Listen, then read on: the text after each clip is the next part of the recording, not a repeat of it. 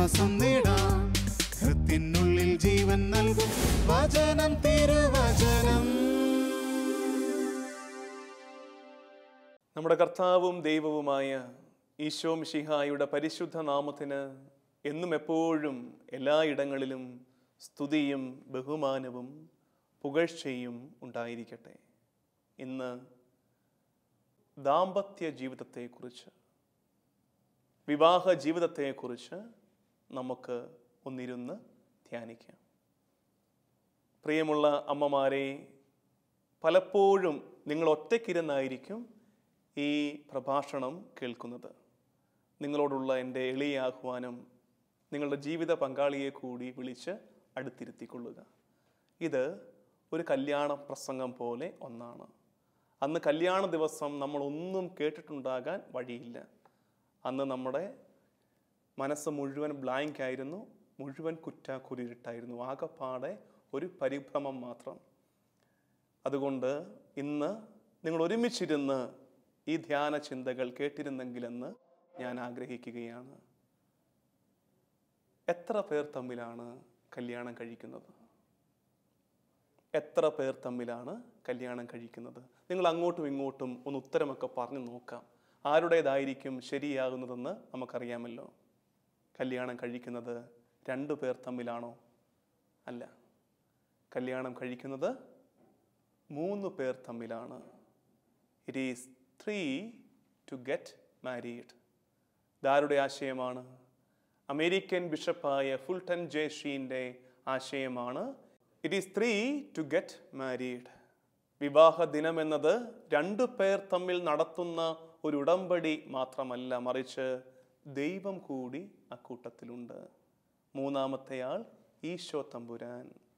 നിങ്ങൾ 2 പേരും വരനും വധുവും, ഭർത്താവും ഭാര്യയും, പിന്നെ ഈശോ തമ്പുരാനെയും കൂടെ ചേർത്ത് നിർത്തിയിട്ട് സഭ കെട്ടുന്ന കെട്ടാണ് വിവാഹം. It is 3 to get married.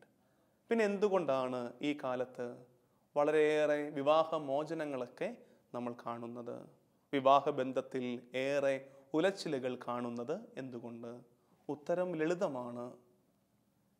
3 പേരെ കൂടി ചേർത്ത് നിർത്തിയിട്ട് കെട്ടിയ കെട്ടിൽ നിന്ന് നമ്മൾ ദൈവത്തെ പുറത്താക്കാൻ തുടങ്ങി. ഈ കെട്ടിൽ നിന്ന് നമ്മൾ ഈശോയെ, ദൈവം തമ്പുരാനെ പുറത്താക്കുമ്പോൾ സംഭവിക്കുന്ന അപകടം എന്താണ്?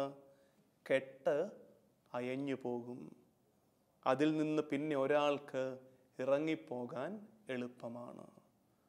പ്രിയമുള്ളവരെ, ഒരുപാട് കൊതിയോടെ ആഗ്രഹിച്ച ദാമ്പത്യ ജീവിതത്തിൽ ഇന്ന് ഉലച്ചിലുകൾ ഏറുന്നുണ്ടെങ്കിൽ, തർക്കങ്ങൾ ഏറുന്നുണ്ടെങ്കിൽ, സ്നേഹക്കുറവ് ഏറെ അനുഭവപ്പെടുന്നുണ്ടെങ്കിൽ, ചോദിക്കേണ്ട ലളിതമായ ചോദ്യം, അന്ന് കെട്ടിയ കെട്ടിൽ നിന്ന് എപ്പോഴാണ് ഈശോയെ ഇറക്കിവിട്ടത്? വീണ്ടും ഈശോയെ, ദൈവം തമ്പുരാനെ നമ്മോട് ചേർത്തു നിർത്താം നമുക്ക്. ഇത് പറയുമ്പോൾ എനിക്കറിയാം, നിശ്ചയമായും നിങ്ങളുടെ കല്യാണ ദിവസമൊക്കെ നിങ്ങളുടെ മനസ്സിൽ ഓടിയെത്തുന്നുണ്ടാകും. ഓടിയെത്തണം. കാരണം അന്നത്തെ ഓരോ പ്രാർത്ഥനയും ഓരോ തിരുക്കർമ്മവും നിങ്ങൾക്കിനിയുമേറെ കാലം, കണ്ണടയുന്ന കാലം വരെ ജീവിക്കാനുള്ള ഊർജമാണ്. അതുകൊണ്ട് ആ ദിവസം നിങ്ങളുടെ മനസ്സിലെന്നും മായാതെ നിൽക്കണം. നമ്മുടെയൊക്കെ കല്യാണക്രമത്തിൽ, തിരുക്കർമ്മത്തിൽ വായിക്കുന്ന സുവിശേഷ ഭാഗം എല്ലാ കല്യാണത്തിനും നമ്മൾ കേൾക്കാറുള്ളത് ഏതാണത്? മിക്കവാറും നമ്മൾ കേൾക്കാറുള്ളത്, 2 ഓപ്ഷൻസ് ഉണ്ടെങ്കിൽ കൂടി നമ്മൾ മിക്കവാറും കേൾക്കാറുള്ളത് കാനായിലെ കല്യാണ വിരുന്നാണ്. കാനായിലെ കല്യാണ വിരുന്ന് ദാമ്പത്യ ജീവിതത്തിൻ്റെ പാഠപുസ്തകമാണ്. കാനായിലെ കല്യാണ വിരുന്നിൽ നിന്നും ഒരു ചോദ്യം ഞാൻ ചോദിക്കട്ടെ. പരിചാരകർ കൽഭരണികൾ നിറച്ചു, എന്തുമാത്രം? വക്കോളം നിറച്ചു എന്നാണ് സുവിശേഷം രേഖപ്പെടുത്തി വച്ചിരിക്കുന്നത്. പ്രിയമുള്ളവരെ, വക്കോളം നിറച്ച കൽഭരണിക്കുമേൽ ഈശോ തമ്പുരാന്റെ സ്പർശമുണ്ടായപ്പോഴാണ് അത് വീഞ്ഞായി മാറിയത്. വക്കോളം നിറച്ച കൽഭരണിക്കുമേൽ ഈശോയുടെ സ്പർശം. നമ്മുടെയൊന്നും ജീവിതത്തിൽ അത്ഭുതങ്ങൾ സംഭവിക്കാത്തതിൻ്റെ കാരണം എന്താണെന്നറിയാമോ?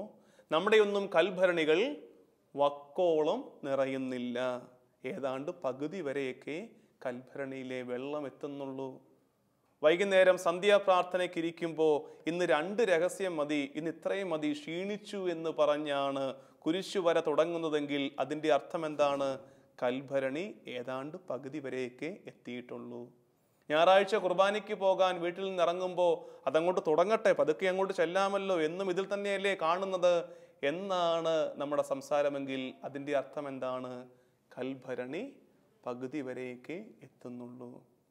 സൺഡേ സ്കൂളിൽ കുട്ടികളെ ചേർക്കുമ്പോൾ തന്നെ മനസ്സിലൊരു പ്ലാൻ ഉണ്ട്. 10ാം ക്ലാസ് ആകുമ്പോൾ അങ്ങ് തിരിച്ചു വിളിച്ചുകൊണ്ട് പോരണം. +1ഉം +2ഉം ഒന്നും അത്ര അത്യാവശ്യമല്ലെന്ന് നമ്മൾ ധരിച്ചിട്ടുണ്ടെങ്കിൽ കുഞ്ഞുങ്ങളോട് അങ്ങനെയാണ് പറഞ്ഞു കൊടുക്കുന്നതെങ്കിൽ അതിൻ്റെ അർത്ഥം കൽഭരണികളൊക്കെ പകുതിയോളമേ എത്തുന്നുള്ളൂ. നമ്മുടെ കൽഭരണികൾ പകുതിയോളമേ എത്തിയിട്ടുള്ളെങ്കിൽ ഇനി നമ്മുടെയൊന്നും ജീവിതത്തിൽ അത്ഭുതം നടക്കാത്തതിന് ആരോടും പരാതി പറയരുത്. വക്കോളം നിറച്ച കൽഭരണികൾ. ആത്മീയ ജീവിതത്തിന് ലിമിറ്റ് വെക്കരുത് പ്രിയപ്പെട്ടവരെ. ഇത്രയൊക്കെ മതിയെന്ന് ഒരിക്കലും വിശ്വാസ ജീവിതത്തിൽ ചിന്തിച്ചു കളഞ്ഞേക്കരുത്. വക്കോളം നിറഞ്ഞു തുളുമ്പിയിട്ട് ആ കൽഭരണി എടുത്ത് കർത്താവ് തമ്പുരാന്റെ മുമ്പിലേക്ക് നീട്ടിവെച്ചിട്ട് പറയണം, കർത്താവേ, ദേ വക്കോളം നിറച്ചിരിക്കുന്നു, നിന്റെ സ്പർശമുണ്ടാകട്ടെ, അനുഗ്രഹവും അത്ഭുതവും ഉണ്ടാകട്ടെ എന്ന് പറയാൻ കഴിയണം. നിറഞ്ഞു തുളുമ്പട്ടെ ആത്മീയ ജീവിതത്തിന്റെ സന്തോഷങ്ങൾ. അടുത്ത ചോദ്യം, ഇതൊരു ക്വിസ് പ്രോഗ്രാം ആണോ അച്ചോ എന്ന് ചോദിക്കരുത്.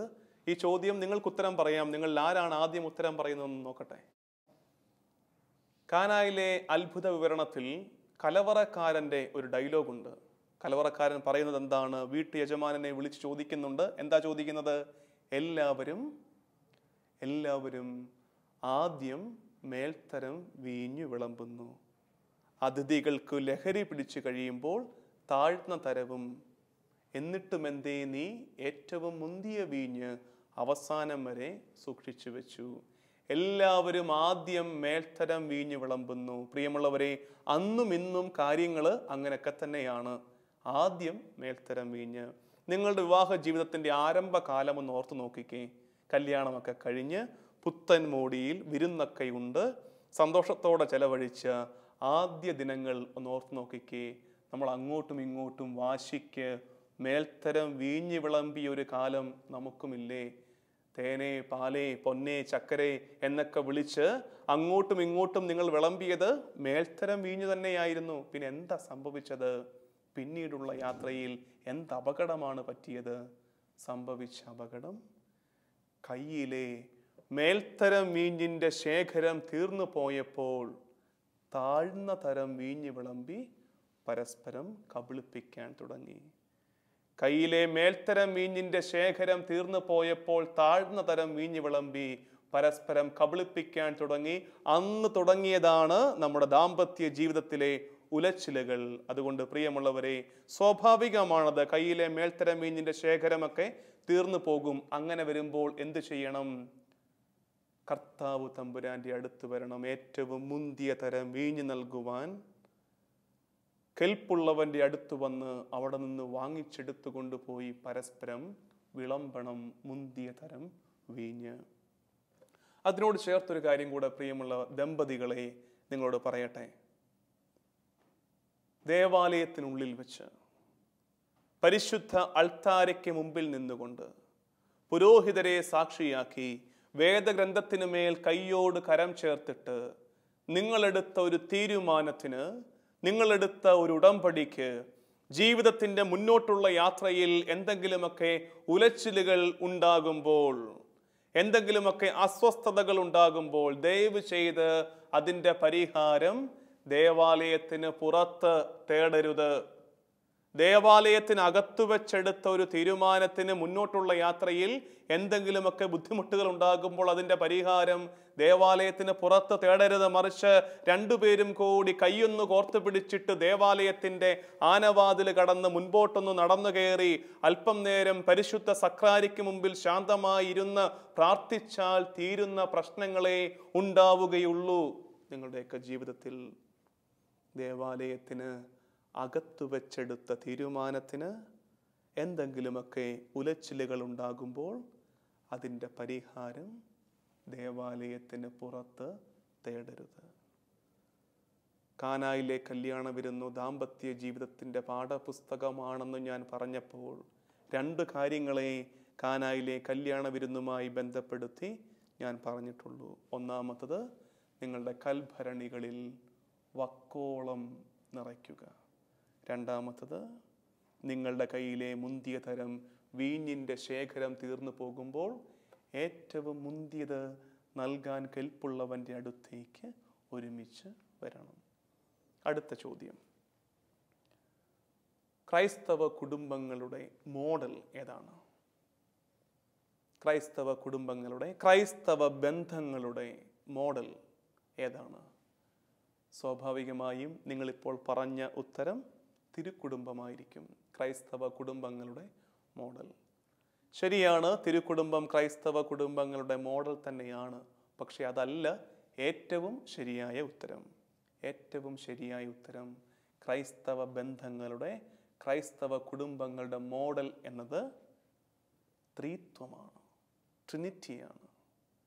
ത്രിത്വത്തിൻ്റെ 2 പ്രത്യേകതകൾ കുടുംബജീവിതത്തിൽ, ദാമ്പത്യ ജീവിതത്തിൽ നമുക്ക് പാഠമാകണം. ഒന്നാമത്തെ പ്രത്യേകത, ത്രിത്വത്തിൻ്റെ പ്രത്യേകത, മ്യൂച്വൽ പ്രസൻസ്. മ്യൂച്വൽ പ്രസൻസ്, പരസ്പരമുള്ള സാന്നിധ്യം. എന്താണത്? പുത്രൻ പറയുന്നു, എന്നെ കാണുന്നവൻ പിതാവിനെ കാണുന്നു. പരിശുദ്ധാത്മാവ് വരുമ്പോൾ പുത്രനെ തിരിച്ചറിയുന്നു. അതായത് പിതാവ് പുത്രനിലുണ്ട്, പുത്രനിൽ പിതാവുണ്ട്, പിതാവ് പരിശുദ്ധാത്മാവിലുണ്ട്, പരിശുദ്ധാത്മാവ് പിതാവിലുണ്ട്. അങ്ങനെ ഒരു മ്യൂച്വൽ പ്രസൻസ്, ഒരാളിൽ മറ്റൊരാൾ ഉള്ള, ഒരാളിൽ മറ്റൊരാളുടെ സാന്നിധ്യം നമുക്ക് കാണാൻ സാധിക്കുന്ന അത്ഭുതത്തിൻ്റെ പേരാണ് മ്യൂച്വൽ പ്രസൻസ്. പ്രിയമുള്ളവരെ, ഇനി മുതൽ ഭർത്താവിൽ ഭാര്യ വേണം, ഭാര്യയിൽ ഭർത്താവ് വേണം. ഭർത്താവിനെ കാണുന്ന ആർക്കും മനസ്സിലാകണം ഇയാൾക്ക് ഒരു ഭാര്യയുണ്ടെന്ന്. ഭാര്യയെ കാണുന്ന ആർക്കും മനസ്സിലാകണം എന്ത്? ഇവൾക്ക് ഒരു ഭർത്താവുണ്ടെന്ന്. ഒരാളിൽ മറ്റൊരാളെ കാണാൻ കഴിയുന്ന മ്യൂച്വൽ പ്രസൻസ്, ട്രിനിറ്റി നമുക്ക് നൽകുന്ന പാഠമാണ്. രണ്ടാമത്തെ കാര്യം, ഒരാൾ മറ്റൊരാളെ പൂർത്തീകരിക്കുന്നുണ്ട്, കോംപ്ലിമെന്റ് ചെയ്യുന്നുണ്ട്. പിതാവിൻ്റെ പ്രവൃത്തി പുത്രൻ പൂർത്തിയാക്കുന്നു, പുത്രന്റെ പ്രവൃത്തി പരിശുദ്ധാത്മാവ് പൂർത്തിയാക്കുന്നു. ഭർത്താവിൻ്റെ ജോലി ഭാര്യ ചേർന്ന് നിന്ന് പൂർത്തിയാക്കട്ടെ, ഭാര്യയുടെ ജോലി ഭർത്താവ് കൂടെ നിന്ന് പൂർത്തിയാക്കട്ടെ. ഒരനുഭവം പറയാം. ഒരു വൃദ്ധ ദമ്പതികൾ കുമ്പസാരിക്കാൻ ചെല്ലുകയാണ്. ഭാര്യയുടെ കുമ്പസാരമായിരുന്നു ആദ്യം. ആ വൃദ്ധയായ സ്ത്രീ അവർ പുരോഹിതൻ്റെ മുമ്പിൽ മുട്ടുകുത്തി കുമ്പസാരിച്ചു. പുരോഹിതൻ പാപങ്ങളൊക്കെ കേട്ട് ഉപദേശങ്ങൾ നൽകി, പ്രായശ്ചിത്തവും നൽകി ഈ അമ്മയെ അയച്ചു. തൊട്ടടുത്ത് വല്യപ്പൻ വന്നു. ഈ അമ്മയുടെ ഭർത്താവ്, പ്രായമായി മനുഷ്യൻ വന്ന് കുമ്പസാരിക്കുകയാണ്. പാപങ്ങൾ പറഞ്ഞു. പുരോഹിതൻ ഉപദേശവും പ്രായശ്ചിത്തവും ഒക്കെ നൽകി, ആശീർവാദവും നൽകി. ആശീർവാദവും നൽകി കഴിഞ്ഞപ്പോൾ ഈ കാർന്നോൻ അച്ഛനോട് ചോദിക്കുകയാണ്, അച്ചോ, അവൾക്ക് കൊടുത്ത പ്രായശ്ചിത്തം എന്താണ്? അവൾക്ക് കൊടുത്ത പ്രായശ്ചിത്തം എന്താണ്? അച്ഛൻ ആ ചോദ്യം അത്രയും അങ്ങോട്ട് പിടിച്ചില്ല. അച്ഛൻ കാര്യമായിട്ട് വല്യപ്പച്ചനെ ഉപദേശിച്ചു, അതങ്ങനെ പറയാൻ പറ്റില്ല, ഓരോരുത്തർക്കും നമ്മൾ വ്യക്തിപരമായി അവർ ചെയ്യേണ്ട പ്രായശ്ചിത്തമാണ് കൊടുക്കുന്നത്, അതങ്ങനെ പുറത്ത് പറയാനുള്ളതല്ല എന്നൊക്കെ പറഞ്ഞപ്പോൾ ഈ വല്യപ്പച്ചൻ ഈ പുരോഹിതനെ അത്ഭുതപ്പെടുത്തിക്കൊണ്ട് പറയുകയാണ്, അച്ഛാ, ഞാനത് ചോദിച്ചതിൻ്റെ കാരണം മറ്റൊന്നുമല്ല, അവൾക്ക് ചെവി കേൾക്കാൻ അത്ര പോരാ, അതുകൊണ്ട് അവൾ ആ പ്രായശ്ചിത്തം ചെയ്യാൻ തരമില്ല. അതുകൊണ്ട് അച്ഛൻ ആ പ്രായശ്ചിത്തം എന്നോട് പറഞ്ഞാൽ അവൾക്ക് വേണ്ടി ആ പ്രായശ്ചിത്തം ഞാൻ ചെയ്തു കൊള്ളാമെന്ന്. ഒരാളെ മറ്റൊരാൾ പൂർത്തീകരിക്കുന്ന അത്ഭുതമാണ് വിവാഹം. ഒരാളെ മറ്റൊരാൾ പൂർത്തീകരിക്കുന്ന അത്ഭുതം. പ്രിയമുള്ളവരെ, വിവാഹ ദിനത്തിൽ നിങ്ങളുടെ വിവാഹത്തിൻ്റെ ഡേറ്റൊക്കെ ഓർമ്മയുണ്ടല്ലോ അല്ലേ? അച്ഛൻ ഇടയ്ക്കിടയ്ക്ക് വിവാഹദിനം എന്ന് പറയുമ്പോൾ ഈ കേട്ടുകൊണ്ടിരിക്കുന്ന ഓരോരുത്തർക്കും അത് ഓരോ ദിവസമാണ്. ആ ഡേറ്റൊക്കെ ഒന്ന് ഓർത്തെടുക്കാൻ പറ്റണം. അന്ന് എന്താ സംഭവിച്ചത്? ശരിക്കും നിങ്ങളുടെ ദാമ്പത്യ ജീവിതത്തിൻ്റെ ആരംഭ ദിനത്തിൽ സംഭവിച്ചത്, നിങ്ങൾക്ക് 2 പേർക്കും ദൈവം ഒരു സമ്മാനം തന്നു. നിങ്ങൾക്ക് 2 പേർക്കും ദൈവം ഒരു സമ്മാനം തന്നു. ഞാൻ ചോദിക്കട്ടെ, നിങ്ങളുടെ പ്രിയപ്പെട്ടവർ ആരെങ്കിലും, നിങ്ങളുടെ മക്കൾ അല്ലെങ്കിൽ നിങ്ങളുടെ സഹോദരങ്ങൾ, നിങ്ങളുടെ മാതാപിതാക്കൾ നിങ്ങൾക്ക് ഒരു നല്ല സമ്മാനം തന്നു, നന്നായിട്ട്. സമ്മാനങ്ങളുടെ പ്രത്യേകത എന്താണ്? സമ്മാനങ്ങളൊക്കെ നല്ല വർണ്ണക്കടലാസ് കൊണ്ട് പൊതിഞ്ഞ് നല്ല സുന്ദര രൂപത്തിലുള്ളതായിരിക്കാം. സമ്മാനങ്ങൾ തന്നുവെന്ന് വിചാരിക്കുക. ഈ സമ്മാനം പിന്നീട് നിങ്ങൾ മുറിയിൽ വന്ന് അഴിച്ചു നോക്കി അത് കണ്ടപ്പോൾ നിങ്ങൾക്ക് മനസ്സിലായി ഈ സമ്മാനം അത്ര പോരെന്ന്. നിങ്ങൾ ആ സമ്മാനം വലിച്ചെറിയുമോ? ആ സമ്മാനം വലിച്ചെറിഞ്ഞാൽ അത് ആരോടുള്ള നിന്ദയാണ്? സമ്മാനത്തോടാണോ തന്നയാളോടാണോ? അത് തന്ന ആളോടുള്ള നിന്ദയാണ്. പ്രിയമുള്ളവരെ, വിവാഹമെന്ന് പറയുന്നത് അത്രയുമേ ഉള്ളൂ. ലളിതമായി മനസ്സിലാക്കിയാൽ, വിവാഹ ദിനത്തിൽ നിങ്ങൾക്കൊരു സമ്മാനം തരികയായിരുന്നു ദൈവം. അന്നത്തെ ദിവസം ഇതിങ്ങനെ വർണ്ണക്കടലാസ് കൊണ്ടൊക്കെ പൊതിഞ്ഞ് ആണ് തന്നത്. എത്ര ലെയർ മേക്കപ്പ് ഒക്കെ ഉണ്ടായിരുന്നു അല്ലേ? എല്ലാം കഴിഞ്ഞ് തിരിച്ചു വന്ന് മുഖം കഴിയപ്പോഴാണ് കാണുന്നത്, വർണ്ണക്കടലാസൊക്കെ അഴിച്ചപ്പോഴാണ് കാണുന്നത് ഒറിജിനൽ എന്താണെന്നുള്ളത്. വർണ്ണക്കടലാസ് കൊണ്ട് പൊതിഞ്ഞ് ദൈവം തമ്പുരാൻ നിങ്ങൾക്കൊരു സമ്മാനം തന്നതാണ് വിവാഹം. പിന്നീടാണ് ജീവിതത്തിൻ്റെ ഓരോ ദിവസവും കടന്നു പോയപ്പോൾ ഈ വർണ്ണക്കടലാസിൻ്റെ ഈ ആവരണം പതുക്കെ പതുക്കെ അഴിയാൻ തുടങ്ങിയത്. അകത്തെന്താണെന്ന് റിയലായിട്ട് നമ്മൾ മനസ്സിലാക്കിയത് സാവകാശമാണ്. ചിലപ്പോൾ നമ്മൾ പ്രതീക്ഷിച്ചതിനേക്കാൾ വളരെ നല്ലതായിരുന്നിരിക്കാം അകത്തുള്ളത്. അങ്ങനെ വരുമ്പോൾ ദൈവത്തിന് നന്ദി പറയുക. ചിലപ്പോഴോ നമ്മുടെ പ്രതീക്ഷകളെയൊക്കെ തകിടം മറിച്ചുകൊണ്ട് തീർത്തും നിരാശപ്പെടുത്തുന്ന ഒരു സമ്മാനമായിരിക്കാം നമുക്ക് കിട്ടിയത്. അങ്ങനെ വരുമ്പോൾ മുമ്പ് സൂചിപ്പിച്ചതുപോലെ ആ സമ്മാനം വലിച്ചെറിയാനാണ് നീ തീരുമാനിച്ചിരിക്കുന്നതെങ്കിൽ, അതായിരുന്നു നിന്റെ തീരുമാനമെങ്കിൽ, അതാരോടുള്ള നിന്ദയാണ്? സമ്മാനത്തോടോ അത് തന്നയാളോടോ? തന്നയാളോടുള്ള നിന്ദയാണ്. ദൈവം തമ്പുരാൻ നിനക്ക് സ്നേഹപൂർവം തന്ന സമ്മാനമാണ് നിന്റെ ഭാര്യയും നിന്റെ ഭർത്താവും. അങ്ങനെയാണെങ്കിൽ എൻ്റെ ദൈവത്തോടുള്ള സ്നേഹത്തെ പ്രതി ഞാൻ ഈ സമ്മാനത്തെ പൊന്നുപോലെ നോക്കുമെന്ന് പറഞ്ഞ് നെഞ്ചോട് അണച്ചു പിടിക്കാനുള്ള ഉത്തരവാദിത്തമുണ്ട് നമുക്ക്. വിവാഹ ജീവിതത്തെ ദൈവം തന്ന സമ്മാനമായി കാണുക. എന്തൊക്കെയാണ് ഞാൻ പറഞ്ഞതെന്ന് ഓർമ്മയുണ്ടല്ലോ അല്ലേ? ഇടയ്ക്ക് ഞാനിങ്ങനെ സംസാരിക്കുന്ന നേരത്തെ ഞാനിങ്ങനെ റിവൈൻഡ് ചെയ്യുന്നൊരു രീതി എനിക്കുണ്ട്. നമ്മൾ പറഞ്ഞു തുടങ്ങിയത് it is 3 to get married. 3 പേർ തമ്മിലാണ് വിവാഹം നടക്കേണ്ടത്. എന്നിട്ട് കല്യാണ ദിനത്തിലെ സുവിശേഷ വാക്യത്തെക്കുറിച്ച്, സുവിശേഷ ഭാഗത്തെക്കുറിച്ച് നമ്മൾ ചിന്തിച്ചു. കാനായിലെ കല്യാണ വിരുന്ന് 2 പാഠങ്ങൾ നമ്മൾ പങ്കുവെച്ചു. വക്കോളം നിറയ്ക്കണം, മുന്തിയ തരം വീഞ്ഞു തീരുമ്പോൾ ഈശോയുടെ പക്കൽ വന്ന് വാങ്ങിച്ചെടുക്കണം. പിന്നെ നമ്മൾ പറഞ്ഞു ട്രിനിറ്റിയാണ്, ത്രിത്വമാണ് ബന്ധങ്ങളുടെ മോഡലെന്ന്. ത്രിത്വത്തിൻ്റെ പ്രത്യേകത മ്യൂച്വൽ പ്രസൻസ്. ഒരാളിൽ മറ്റൊരാളുണ്ട്. ഒപ്പം ഒരാളെ മറ്റൊരാൾ പൂർത്തീകരിക്കുന്ന അത്ഭുതവും ത്രിത്വത്തിൽ നമുക്ക് കാണാം. വിവാഹം എന്നത്, ജീവിത പങ്കാളി എന്നത് ദൈവം തന്ന സമ്മാനമാണ്. ഈ സമ്മാനത്തെ പൊന്നുപോലെ നോക്കിക്കോണം. ഒടുവിലായി പറയാനുള്ള കാര്യം, പ്രിയമുള്ള അമ്മമാരെ, എന്നെ കേട്ടുകൊണ്ടിരിക്കുന്ന എൻ്റെ പ്രിയപ്പെട്ട അമ്മമാരെ, നിങ്ങളോടാണ് ചോദ്യം. കഴുത്തിൽ താലിയുണ്ടോ? കഴുത്തിൽ താലി കിടപ്പുണ്ടെങ്കിൽ ആ താലി ഒന്ന് കയ്യിലെടുത്ത് നോക്കിക്കേ. എന്താണ് ആ താലിയിൽ ഉള്ളതെന്ന്? നമ്മുടെ പാരമ്പര്യം അനുസരിച്ച് നമ്മുടെ താലിയിൽ ഉള്ളതെന്താ? ഈ താലിയുടെ ഷേപ്പ് എന്താ? താലിയുടെ ഷേപ്പ് എന്താ? താലിയുടെ ഷേപ്പ് ഹൃദയമാണെന്നൊക്കെ നമുക്ക് പറയാം. ശരിക്കും അത് ആലിലയാണ്. ആലില താലി തന്നെയാണ്. നമ്മളതിൽ കുരിശ് വെച്ച് ക്രിസ്തീയമാക്കിയതാണ്. നമ്മുടെ താലിയിലുള്ളത്, നമ്മുടെ സഭയുടെ പാരമ്പര്യം അനുസരിച്ച് താലിയിലുള്ളത് കുരിശും 7-12 മുട്ടുകളുമാണ്. ഒന്നുകിൽ 7-12 21 7-12 മുട്ടുകൾ കൊണ്ടുള്ള കുരിശ്, അല്ലെങ്കിൽ കുരിശിന് ചുറ്റും 7-12 മുട്ടുകൾ. എന്താണ് ഇതിനെ സൂചിപ്പിക്കുന്നത്? എന്താണ് ഇതിനെ സൂചിപ്പിക്കുന്നത്? കുരിശ് ആരെ സൂചിപ്പിക്കുന്നു? കുരിശ് ഈശോയെ സൂചിപ്പിക്കുന്നു, സംശയമില്ല. കുരിശ് ഈശോയെ സൂചിപ്പിക്കുന്നു. ഈ 7-12 മുട്ടുകൾ ആരെ അഥവാ എന്തിനെ സൂചിപ്പിക്കുന്നു? ഈ 7-12 മുട്ടുകൾ സൂചിപ്പിക്കുന്നത് 7 കൂദാശകൾ കൊണ്ട് സമ്പന്നയായ സഭ, 12 ശ്ലീഹന്മാരുടെ അടിത്തറമേൽ പണിയപ്പെട്ട സഭ, സഭയെയാണ് ഈ 7-12 മുട്ടുകൾ സൂചിപ്പിക്കുന്നത്. അപ്പോൾ പ്രിയമുള്ള അമ്മമാരെ, നിങ്ങളുടെ കഴുത്തിൽ കിടക്കുന്ന ആ താലിയിൽ എന്താണുള്ളത്? ഈശോയും സഭയുമാണ് ഉള്ളത്. എന്താണ് അതിൻ്റെ അർത്ഥം?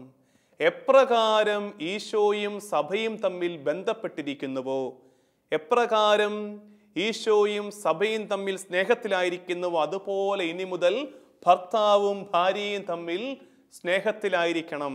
എപ്രകാരം ഈശോ സ്വന്തം ജീവൻ കൊടുത്ത് സഭയെ സംരക്ഷിച്ചുവോ ചേർത്ത് പിടിച്ചുവോ, അതുപോലെ ഭർത്താവ് സ്വന്തം ജീവൻ കൊടുത്തും ഭാര്യയെ സ്നേഹിക്കണം.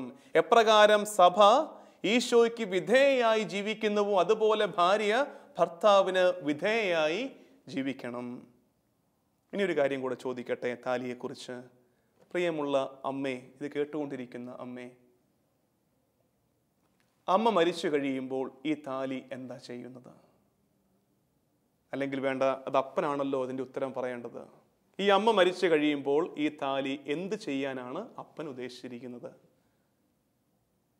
ഉത്തരം പറഞ്ഞു നോക്കാം നമുക്ക്. താലി പള്ളിക്ക് അവകാശപ്പെട്ടതാണ്.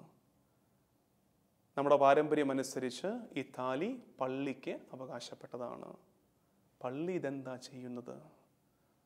അതാണ് ദാമ്പത്യത്തെക്കുറിച്ച്, വിവാഹ ജീവിതത്തെക്കുറിച്ച് ഇന്നു ഞാൻ നടത്തിയ ഈ ചെറിയ ധ്യാന ചിന്തയുടെ പരിസമാപ്തി. ഇതുവരെ പറഞ്ഞതൊക്കെ നിങ്ങൾ മറന്നു കളഞ്ഞു. നിങ്ങളുടെ ദാമ്പത്യ ജീവിതത്തിൽ ഞാൻ ഇതുവരെ പറഞ്ഞതൊക്കെ മറന്നു കളഞ്ഞു. പക്ഷെ ഈ പറയാൻ പോകുന്ന ഒറ്റ കാര്യം മാത്രം ഒന്ന് ഹൃദയത്തോട് ചേർത്ത് പിടിക്കണേ പ്രിയമുള്ളവരെ.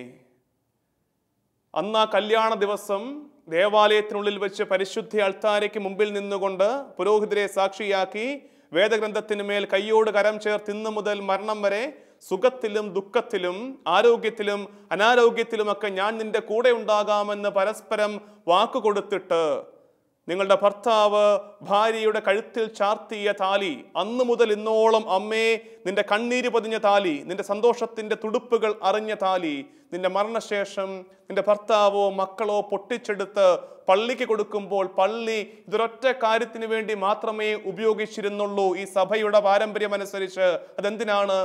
വിശുദ്ധ കുർബാനയ്ക്ക് ഉപയോഗിക്കുന്ന പരിശുദ്ധ കാസയുടെ ഉള്ള് സ്വർണം പൂശാനാണ്.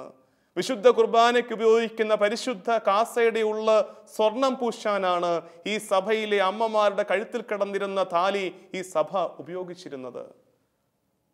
നാളെ നിങ്ങളുടെ താലിക്കുള്ളിലിരുന്നാണ് വീഞ്ഞ് രക്തമായി മാറേണ്ടത്. ഹൃദയപൂർവം ചോദിക്കേണ്ട ഒരു ചോദ്യമുണ്ട്.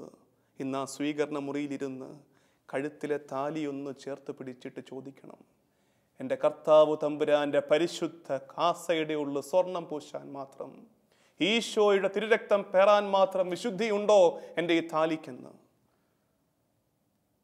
പ്രിയമുള്ളവരെ, ഈശോ തമ്പുരാന്റെ പരിശുദ്ധ രക്തം പേറാൻ മാത്രം വിശുദ്ധി ഉണ്ടാകട്ടെ നിങ്ങളുടെ താലിക്ക്, നിങ്ങളുടെ ദാമ്പത്യത്തിന്. നാളെ നിങ്ങളുടെ താലിക്കുള്ളിലിരുന്നാണ് വീഞ്ഞ് രക്തമായി മാറേണ്ടത്. നിങ്ങളുടെ മക്കൾക്ക് കുർബാന അനുഭവമാകുന്നില്ലെന്ന് ഇനി ആരോട് പരാതി പറയും? നിങ്ങളുടെ താലി ഒരു അശുദ്ധ വസ്തുവായി മാറിപ്പോയിട്ടുണ്ടെങ്കിൽ കർത്താവ് തമ്പുരാന്റെ പരിശുദ്ധ കാസയുടെ ഉള്ള സ്വർണം പൂശാൻ മാത്രം വിശുദ്ധമായ വിശ്വസ്തയോടുകൂടിയുള്ള ദാമ്പത്യം ജീവിക്കുവിൻ.